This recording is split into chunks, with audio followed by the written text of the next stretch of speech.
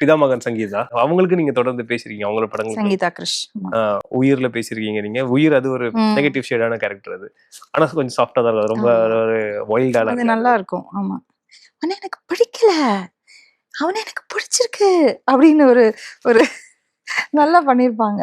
ஆமா, சாமி சார் வந்து சாமி சார் பெண்ட் நிமித்தி வேலை வாங்கிட்டாரு.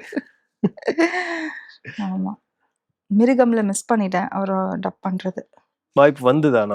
என்னதான் பேச சொன்னாங்க, பட் எனக்கு பேச முடியாத ஒரு சிச்சுவேஷன், பேச முடியல. மேம், நீங்க உயிர் படத்தை பத்தி சொன்னீங்க. இன்னொரு படம் வந்து பிதாமகன். அது சரி, நானே இங்க பொட்டலம் வித்துக்கிட்டு திரியிறேன், இதுல நீ வேற சானியா இதெல்லாம் விட்டுவிட்டு வீட்டு வேலைக்கு போலானாலும் கஞ்சக்காரின்னு முத்திரையை குத்திவிட்டாங்க. இதுல நான் வேற உனக்கு வேலை வாங்கி தரணுமாக்கும்.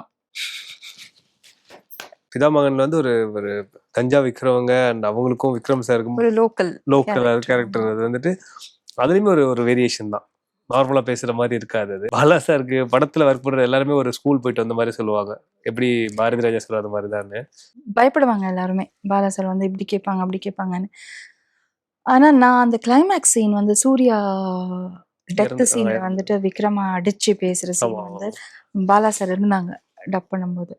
அப்போ அவங்க வந்து இப்படி வேணும், இந்த மாதிரி எனக்கு எமோஷன் வேணும், இந்த இடத்துல இந்த டைலாக்ஸை ஃபில் அப் பண்ணணும் அப்படின்னு சொன்னாங்க. ஒரு 3 வாட்டி ஜஸ்ட் மானிட்டரா சாதாரணமா நாங்க பேசி பார்த்துக்கிட்டோம். அப்புறம் டேக் போனேன், ஒரே டேக் தான். அவர் வந்து ஆச்சரியப்பட்டாரு, வந்து எனக்கு முதுகுல தட்டி கொடுத்த சூப்பரா பேசினேன் அப்படின்னாரு. அது வந்து எனக்கு தான் எல்லாருமே பயங்கர ஆச்சரியப்பட்டாங்க. பாலா சார் இப்படி யாருக்கும் ப்ரேஸ் பண்ணதில்ல அப்படின்னு. எனக்கு அவர் சொன்னது ஈஸியா இருந்தது, அதை வெளிக்கொணர்றதும் எனக்கு கஷ்டமா தெரியல.